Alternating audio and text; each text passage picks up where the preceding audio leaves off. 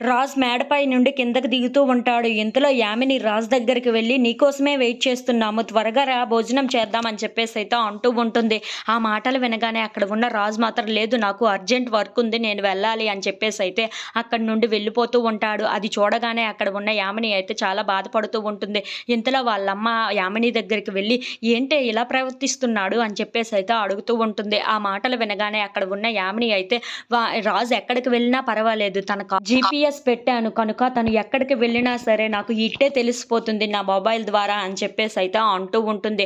ఆ మాటలు వినగానే అక్కడ ఉన్న వాళ్ళ అమ్మ, నాన్న అయితే సరే అని చెప్పేసైతే అక్కడి నుండి వెళ్ళిపోతూ ఉంటారు. ఇంతలో అక్కడ ఉన్న యామిని రాజు ఎక్కడికి వెళ్తున్నాడో అని చెప్పేసైతే తన ఫోన్‌లో అలా చూస్తూ ఉంటుంది. ఇంతలో అక్కడ ఉన్న రాజ్ కావ్య వాళ్ళ ఆఫీస్‌కి వెళ్తూ ఉండటం చూసి ఒక్కసారిగా షాక్ అయిపోతూ ఉంటుంది. ఏంటి రాజ్ అక్కడే ఆగాడు, ఆఫీస్‌లోకి వెళ్తాడా ఏంటా ఇప్పుడు? ఆఫీస్‌లో ఉన్న స్టాఫ్ మొత్తం రాజుని గుర్తుపడతారు కదా అని చెప్పేసైతే చాలా టెన్షన్ పడిపోతూ ఉంటుంది. ఇప్పుడు ఎలాగైనా సరే రాజును ఆపేయాలి, ఏదో ఒకటి చెయ్యాలి అని చెప్పేసైతే త్వరగా తన కారు ఎక్కి రాజు దగ్గరికి బయలుదేరుతూ ఉంటుంది.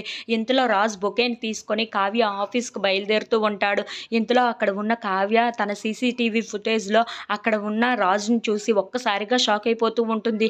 ఏంటి ఈయన నేరుగా ఆఫీస్‌లోనికే వస్తున్నారు, ఇప్పుడు గానీ ఇక్కడ ఉన్న స్టాఫ్ మొత్తం ఆయన్ని చూస్తే అందరూ గుర్తుపడతారు కదా, తనకి ఏమీ తెలియదు కదా అని చెప్పేసైతే అయోమయమైపోయి ఒక్కసారిగా షాక్ అయిపోతూ ఉంటుంది. ఇంతలో స్టాఫ్ డోర్ దగ్గరికి వెళ్తూ ఉంటారు. అక్కడికే రాజు వస్తూ ఉంటాడు. అది చూసి అక్కడ ఉన్న కావ్య అయితే ఒక్కసారిగా షాక్ అయిపోతూ ఉంటుంది. ఈయన్ని ఎలాగైనా సరే ఆపేయాలి అని చెప్పేసైతే చాలా కంగారు పడుతూ పరిగెట్టుకుంటూ అక్కడికి వెళ్తూ ఉంటుంది. ఇంతలో అక్కడ ఉన్న స్టాఫ్ రాజుని చూసి ఒక్కసారిగా షాక్ అయిపోతూ ఉంటారు. "సార్, మీరు బ్రతికే ఉన్నారా" అని చెప్పేసైతే అడుగుతూ ఉంటారు. అది చూడగానే అక్కడ ఉన్న కావ్య అయితే ఒక్కసారిగా షాక్ అయిపోతూ ఉంటుంది.